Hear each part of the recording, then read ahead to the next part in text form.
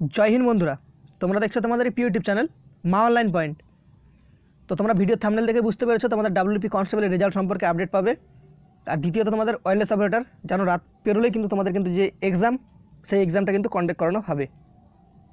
তো সেটা সম্পর্কে আপডেট পাবে, ভিডিওটা প্রথম থেকে শুরু করে লাস্ট পর্যন্ত দেখো, সমস্ত আপডেট তোমরা পেয়ে যাবে।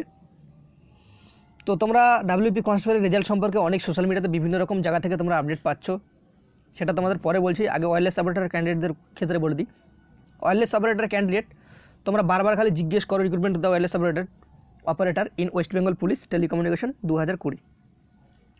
বারবার জিজ্ঞেস করো দাদা কাট আপ কত যাবে, প্রিলিমিনারি পরীক্ষা না হয়ে তোমরা কাট আপ কত যাবে বারবার জিজ্ঞেস করছো। কোশ্চেন কেমন হয়েছে সেটা না দেখে কখনো কাট আপ বলা যায় না। তোমাদের একটা কথা বলে দিই, তো ওয়্যারলেস অপারেটরের প্রার্থীরা তোমরা যারা রয়েছো, আগামীকাল তোমাদের রাত পেরোলে পরীক্ষা রয়েছে। সবার ফার্স্ট তোমাদের অ্যাডমিট কার্ডটা আর যে কোনো একটা আইডেন্টি কার্ড তোমাদের নিয়ে যেতে হবে, সেটা ভালো করে তোমরা জানো যারা যারা এক্সামে দাও, কম্পিটিটিভ এক্সামের সাথে যুক্ত রয়েছে। যে কোনো একটা প্যান কার্ড হোক, আধার কার্ড হোক, ভোটার কার্ড হোক, ড্রাইভিং লাইসেন্স হোক, ঠিক আছে, বা তোমাদের যে আরও গভর্নমেন্ট ইস্যু যে আইডেন্টি কার্ড রয়েছে সেটা নিয়ে গেলেও হবে। আইডেন্টি কার্ডটা অবশ্যই নিয়ে যাবে, অ্যাডমিট কার্ডটা নিয়ে যাবে, বাদ বাকি আর কোনো ডকুমেন্টস তোমাদের বর্তমানে লাগছে না। আর 3 ফেস মাস্কটা অবশ্যই নিয়ে যাবে। বিস্তারিত জানার জন্য তোমরা তোমাদের যে অ্যাডমিট কার্ডের নিচে যে ইনস্ট্রাকশন দেওয়া রয়েছে সেই ইনস্ট্রাকশনগুলো প্রথম থেকে শুরু করে লাস্ট পর্যন্ত পড়ো। এবার যদি তোমরা ওয়্যারলেস অপারেটরের যদি কাট আপ আমাকে বলে থাকো, তো কাট আপ তোমাদের বলছি, দেখো কোশ্চেন দেখে কখনো বলা যায় না, তাও তোমার একটা ধারণার বেসিকে বলছি। ওয়্যারলেস অপারেটরের প্রার্থীরা যদি তোমরা জেনারেল আর ওবিসিবি ক্যান্ডিডেট হও, 40+ তোমাদেরকে অ্যাটেম্প করতে হবে। ওকে, এটা যদি তোমাদের যদি কোশ্চেনটা যদি হার্ড লেভেল বা মডারেট টাইপের হয়, মডারেট টাইপের হলে আরও কিছু কমবে নাম্বার, এটা হার্ড লেভেলের জন্য বলছি। এর উপরে কখনো তোমাদের যাবে না। এই টার্গেটটা রাখলে তোমরা 99.9% তোমরা চান্স রাখতে পারো চোখ বন্ধ করে যে তোমরা পিইটি পিএমটির জন্য কল পাচ্ছ প্রিলিমিনারি পাস করে। 40 নম্বর প্লাস যদি করে আসতে পারো ওয়্যারলেস অপারেটরে প্রিলিমিনারিতে, ওবিসি বি আর জেনারেল প্রার্থী তারা কিন্তু 40+ করলে তোমরা ডাক পেয়ে যাবে। দ্বিতীয়ত হচ্ছে ওবিসি এ এসসি প্রার্থী তোমাদের কিন্তু 35+ কিন্তু করেই আসতে হবে, ঠিক আছে। আর তোমরা এসটি প্রার্থী যারা রয়েছে তারা 32+ করে তোমরা ডাক পেয়ে যাবে। তো পুরুষ মহিলা একটু ক্যালকুলেশন করে নেবে, এটা আমি পুরুষদের কাট আপ বললাম। এবার যদি ফিমেল সিট থাকে তো সেক্ষেত্রে তোমরা ফিমেলটা তোমরা ক্যালকুলেশন করে নেবে তোমাদের মতো। তো ফিমেলে সেখানে 5 করে মাইনাস করে নেবে, তাহলে হয়ে যাবে, ঠিক আছে। ফিমেল ক্যান্ডিডেটদের ক্ষেত্রে বলছি। আশা করি তোমরা ওয়্যারলেস অপারেটরের যে কাট আপ যে ধারণা চাইছিলে তোমাদের আমি বলে দিলাম। এবার তোমরা দেখো তোমাদের ওয়্যারলেস অপারেটর যদি তোমরা যদি ভাবো যে কতজন ফর্ম ফিল আপ করবে, তোমাদের আমি বলেছিলাম ওয়্যারলেস অপারেটর কিন্তু তোমাদের ফর্ম রিজেক্টেড হচ্ছে, তো রিজেক্টেড হচ্ছে অলরেডি হয়েছে। তো সেই ক্ষেত্রে এখন যদি তোমাদের যদি হিসাব করা যায় সেই ক্ষেত্রে কতজন পরীক্ষায় তোমাদের বসতে পারে, ধরে নাও তোমাদের এখন অ্যাকসেপ্টেড ক্যান্ডিডেট যদি সেই হিসাবে যদি অ্যাকসেপ্টেড করা যায়, সেক্ষেত্রে একটা ভ্যাকেন্সির বিরুদ্ধে প্রায় 45 থেকে 50টা ক্যান্ডিডেট আছে যারা বসবে। তার মধ্যে অনেকে আর্টস দিয়ে অ্যাপ্লিকেশন করেছে, অনেকে নিজেকে যাচাই করার জন্য অ্যাপ্লিকেশন করেছে, ঠিক আছে, এরকম অনেক ক্যান্ডিডেট রয়েছে। তো সেক্ষেত্রে তোমরা ওয়্যারলেস অপারেটরের পরীক্ষার সিট তো বাড়ির কাছে পড়েনি, সেক্ষেত্রে অনেকজন পরীক্ষা দিতে যাবে না। এটা ভুল করো না, যারা সায়েন্স নিয়ে পড়ছো, পড়াশোনায় ভালো রয়েছো, বা যেরকমই তুমি থাকো না কেন, তোমরা অবশ্যই পরীক্ষা দিতে দাও। ওয়্যারলেস অপারেটরের যে চাকরি সেটা কিন্তু অ্যাসিস্ট্যান্ট সাব ইন্সপেক্টরের মতো র্যাঙ্কের চাকরি, ভালো চাকরি। তো কনস্টেবলের থেকে অনেক ভালো রয়েছে, এটুকু মাথায় রাখবে।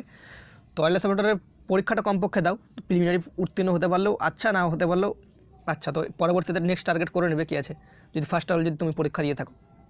তো ওয়্যারলেস অপারেটরের প্রার্থী যারা রয়েছে, তোমাদের যদি 45 গুণ যদি পরীক্ষা যদি প্রিলিমিনারি এক্সামে যদি অ্যাকসেপ্টেড হয় ফর্ম, সেক্ষেত্রে তোমরা ধরে রাখো 40 গুণ পরীক্ষা দিতে যাবে পরীক্ষা সেন্টারে, ঠিক আছে। সেখান থেকে 5 গুণ আমি বাদ দিলাম, 40 গুণ হলে একটা সিটের বিরুদ্ধে 40 জন করে থাকছে। তার মধ্যে অনেকে বুকলেট নাম্বার ভুল করবে, ওএমআর সিট ভুল করবে। অবশ্যই ওএমআর সিটের ভিডিওটা দেখে নেবে, এই চ্যানেলে করা রয়েছে, ওএমআর সিটের ভিডিওটা দেখে নেবে। অনেকে ওএমআর সিট ভুল করবে, সেক্ষেত্রে তোমাদের যদি ধরা যায় একটা সিটের বিরুদ্ধে তোমাদের কিন্তু থাকবে প্রায় 37 থেকে 38 জন ক্যান্ডিডেট কিন্তু পরীক্ষা সঠিকভাবে দিতে পারবে। বাদ বাকিগুলো কিন্তু যে ফর্ম ওগুলো কিন্তু অলরেডি মানে অনেকে পরীক্ষা দিতে হবে না, ওএমআর সিটে অনেকে ভুল করবে, জানা সত্ত্বেও ভুল করে দেবে তাড়াহুড়া করতে গিয়ে। ওএমআর সিটটা ফিল আপ করবে, 5 মিনিট টাইম লাগলে ওএমআর সিটটা ভালোভাবে ফিল আপ করার দায়িত্ব তোমাদের। ওএমআর সিট ভুল হলে তুমি পরীক্ষায় যতই পাও না কেন তোমার পরীক্ষার খাতা ক্যান্সেল, 0 হয়ে যাবে, ঠিক আছে। এটুকু মাথায় রাখবে, ওএমআর সিট কখনোই ভুল করা যাবে না, ওএমআর সিট সবসময় ঠিক রাখতে হবে তোমাদের, ওকে। তো ওএমআর সিট হলো দ্বিতীয়ত। তোমাদের আশা করি তোমাদের যে ওয়্যারলেস অপারেটরের প্রার্থী যারা রয়েছে, তোমাদের 37 ধরে নাও তোমাদের 37 জন করে একটা সিটের বিরুদ্ধে যদি দেয় এক্সাম, সেক্ষেত্রে তোমাদের কিন্তু ধরে নাও তোমাদের 20 জন করে প্রিলিমিনারি এক্সামে কেটে যাবে, ঠিক আছে। 20 জন করে কিন্তু একটা সিটের বিরুদ্ধে 20 জন করে প্রিলিমিনারি এক্সামে কেটে যাবে। 17 থেকে 18 গুণ তোমাদের ধরে রাখতে পারো নর্মালি ডাকা হবে। তো তোমাদের কাট আপ কীরকম যাবে সেক্ষেত্রে তোমরা বুঝতেই পারছো, খুব একটা বেশি কাট আপ যাবে না। তোমাদের যেটা বললাম টার্গেটটা, এই টার্গেটটা অ্যাচিভ করো, তোমরা পাস করে যাবে ওয়্যারলেস অপারেটরে। আশা করি তোমরা ওয়্যারলেস অপারেটরের প্রার্থীরা তোমরা বুঝতে পারছো। তোমাদের পিইটি পিএমটির জন্য তোমরা ধরে রাখতে পারো নর্মালি 16 গুণ তোমাদের ডাকা হবেই। তো যদি 37 গুণ যদি তোমাদের পরীক্ষা দিয়ে থাকে, সমস্ত কিছু বাতিল করার পরও 37 গুণের মধ্যে যদি পরীক্ষা যদি দিয়ে থাকে, তো সেক্ষেত্রে 16 গুণ যদি 16 ধরা যায়, সেখানে ধরে নাও যে একটা সিটের বিরুদ্ধে 20 জন বাদ হয়ে যাচ্ছে প্রিলিমিনারি এক্সামে কাট আপে, আর 16-17 জন টিকে থাকছে পিইটি পিএমটির জন্য। ওকে, তো সেক্ষেত্রে কাট আপ তোমরা বুঝতেই পারছো, সায়েন্সের পরীক্ষা, সায়েন্স গ্রুপের, তো সেক্ষেত্রে কাট আপ কিন্তু খুব একটা বেশি যাওয়ার কথা নয়, কারণ হার্ড লেভেলের কোশ্চেন হবে আশা করা যায়, খুব একটা সহজ তো হবে না। ডাব্লিউবি কনস্টেবলের মতো কখনই সহজ হবে না, এটা মাথায় রাখবে, কারণ এটা সায়েন্সের গ্রুপের পরীক্ষা যেহেতু। তো সেই হিসাবে তোমাদের কাট আপটা বলা 40+ জেনারেল ওবিসি সেফ ওবিসি বি, আর এসসি ওবিসি এ 35+, এসটি প্রার্থীরা 32+। এই নাম্বারগুলো তোমরা যদি ক্যারি করতে পারো 99.9% তোমরা আশা রাখতে পারো তোমরা যে পিইটি পিএমটির জন্য ডাক পাচ্ছ। ওকে, ওয়্যারলেস অপারেটরের আপডেট শেষ। তোমরা ভালোভাবে তোমাদের যে যার যেটা ধর্ম, আশা করি সেই ধর্মকে একদম ভালো মতো প্রণাম করে, বা তোমরা যেভাবে তোমরা করো সেভাবে তোমাদের মনের আশা চেয়ে তোমরা কিন্তু পরীক্ষাটা দিতে যেতে পারো, ঠিক আছে, ভালোভাবে। আর একটা কথা, তোমাদের ডাব্লিউপি কনস্টেবলের যে প্রিলিমিনারি রেজাল্ট, সেই রেজাল্টটা কবে দেবে, দ্বিতীয় নম্বর। তো ফার্স্টে বলে দিই, তোমাদের ডাব্লিউপি কনস্টেবলের প্রিলিমিনারি রেজাল্ট তোমাদের অনেক জায়গায় অনেক সোশ্যাল মিডিয়া থেকে তোমরা জানতে পারো যে 15 থেকে নভেম্বর মাসে 20 তারিখ, 15 থেকে 20-র মধ্যে রেজাল্ট তোমাদের দিবে, ঠিক আছে।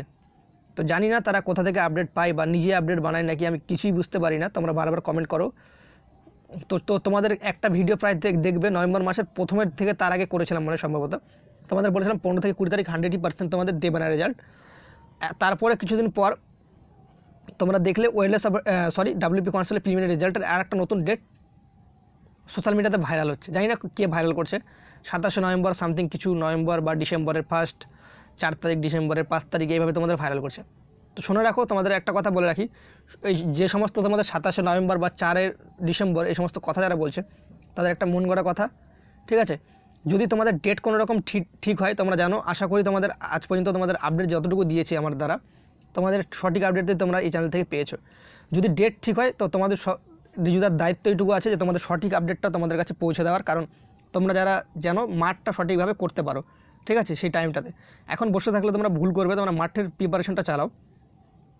যারা আবগারি দপ্তরের ক্যান্ডিডেট যারা রয়েছে, যারা ভিডিওটা দেখছো, তোমাদের আমি বলেছিলাম আবগারি দপ্তরের সেকেন্ড লিস্ট বের হবে, যারা ফেল করেছিল।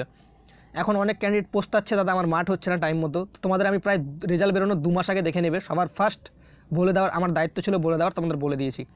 এবার তোমরা যদি সেই কথাটা না বিশ্বাস করে না করো, সেটা আমার দোষ নেই।